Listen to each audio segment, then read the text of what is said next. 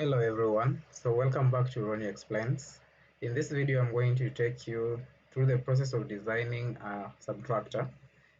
Just like we designed the adder circuit, it's almost the same process, but there is just some slight difference. The circuit that we're going to end up with at the end of the video looks like the one on the screen.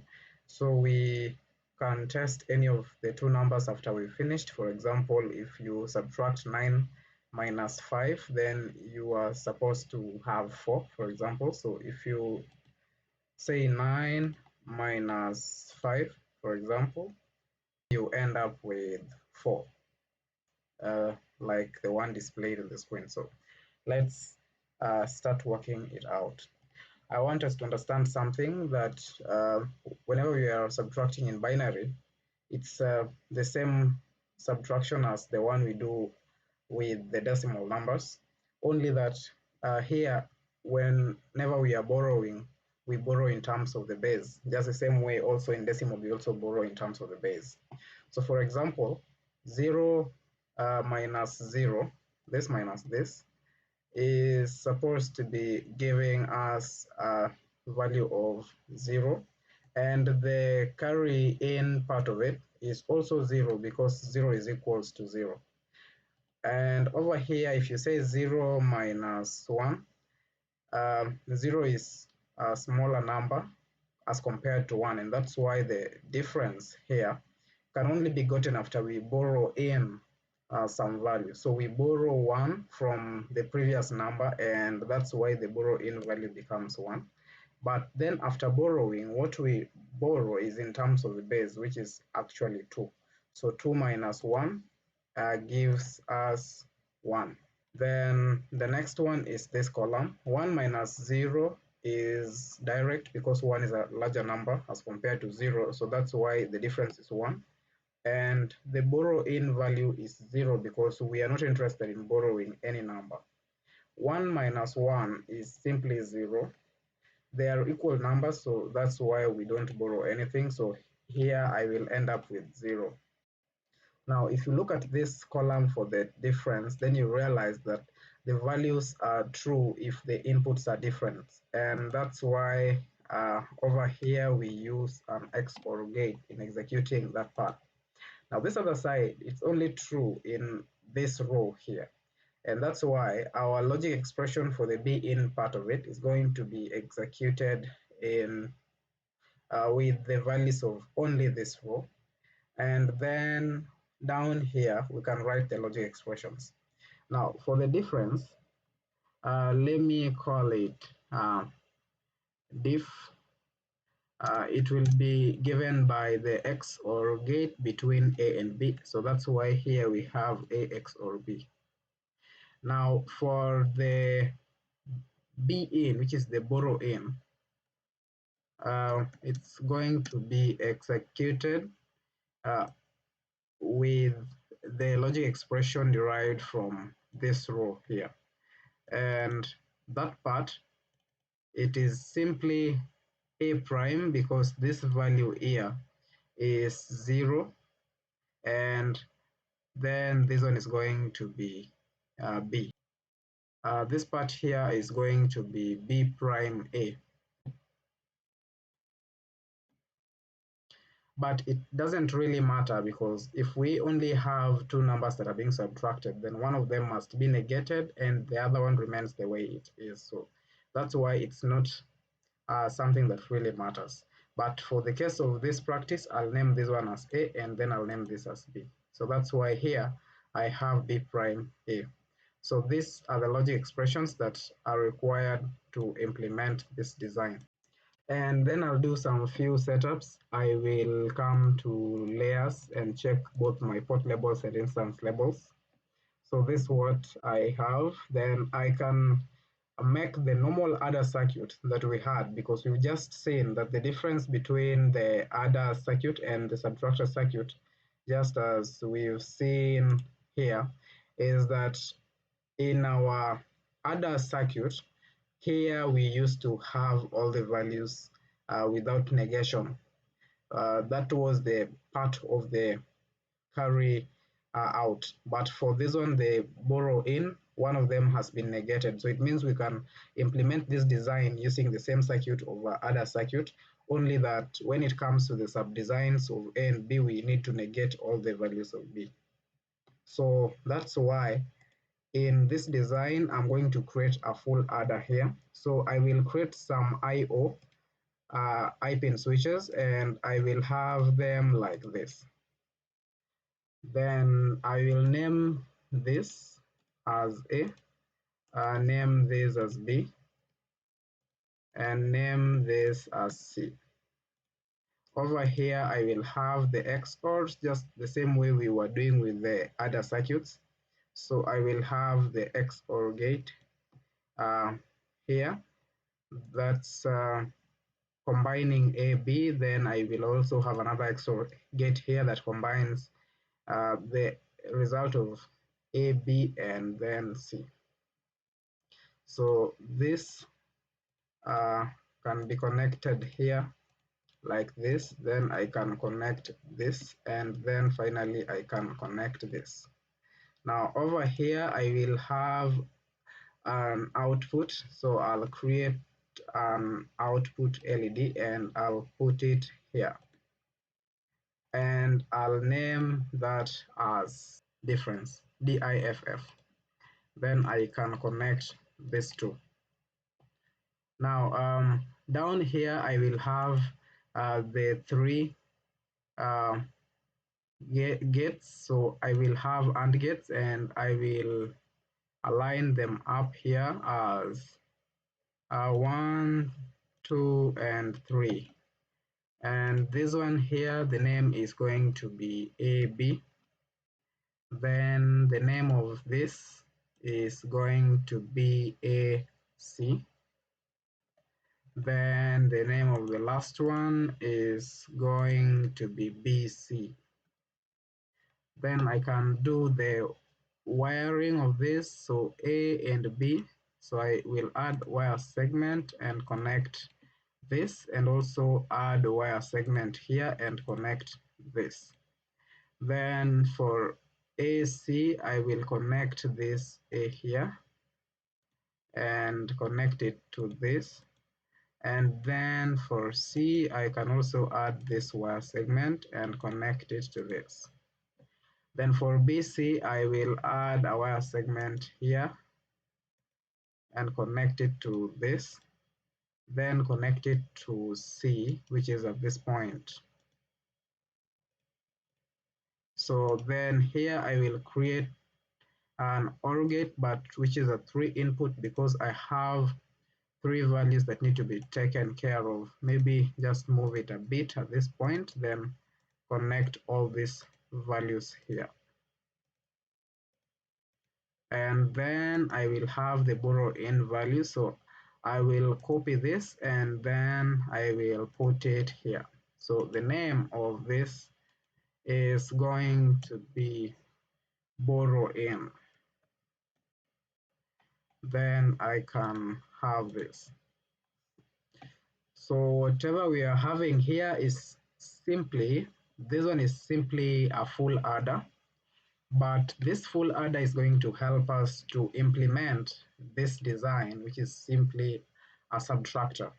So if I am to name this, I will name it as AX or BX or C.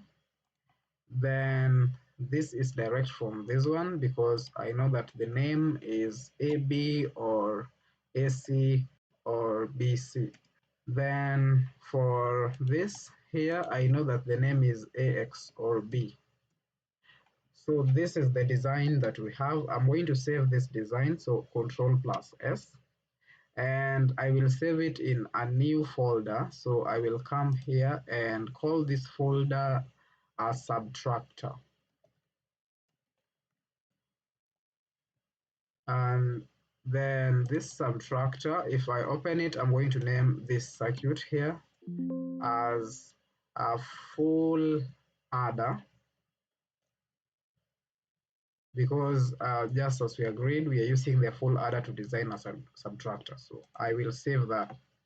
Now after saving this, then I can create its sub design. So I will come to edit and first create its symbol. Then I come to file and open a new one. So then I have this place. I will create its sub design here, and it's the sub design of this fulladder, and I have this in 4 bits, so I will have 4 of them. So I'll have that 1, 2, 3, and 4. Now the name of this, I will begin naming it from down here. So I'll name this as a fulladder 0. Then I name this as fulladder 1. Then I'll name this as fulladder 2. And name this here as fulladder 3. Then I will now start implementing the logic just the same way in adders we were having here carry out. So in subtractors we have a borrow in, so we have to combine the borrow in part to the next one, which is actually C. So I will have the input switches, so I'll create IO, and then I'll have 2 of them in every instance. So I'll have this like this, then I'll have this, and also have this. I will have the inverters in every second input switch on this other side, so that's why I'll create gates and use the small inverters. So I'll have this 1, then I can have this as 2, then 3, then 4. And I can name these ones here. I will name beginning with the downer one. So this here, the name is going to be B0, and then the name of the second one here is going to be A0. Then this is gonna be B1, and then this is going to be A1.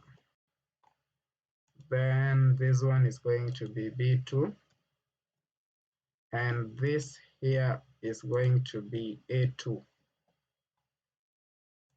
Then this is going to be B3, and the first one is going to be A3.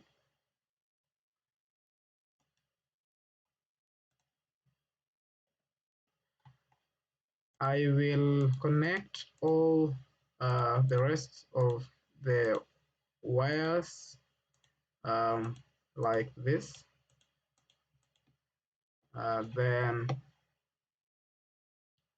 this also like that, and then this like this.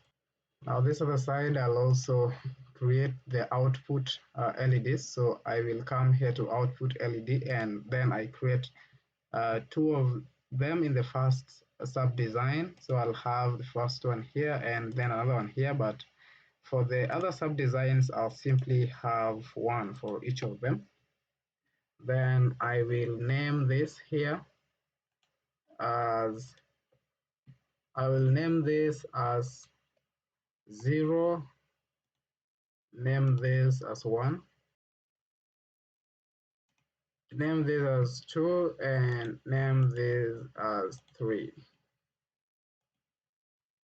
And the name of the uppermost one is gonna be the borrow out. This is gonna be the borrow out.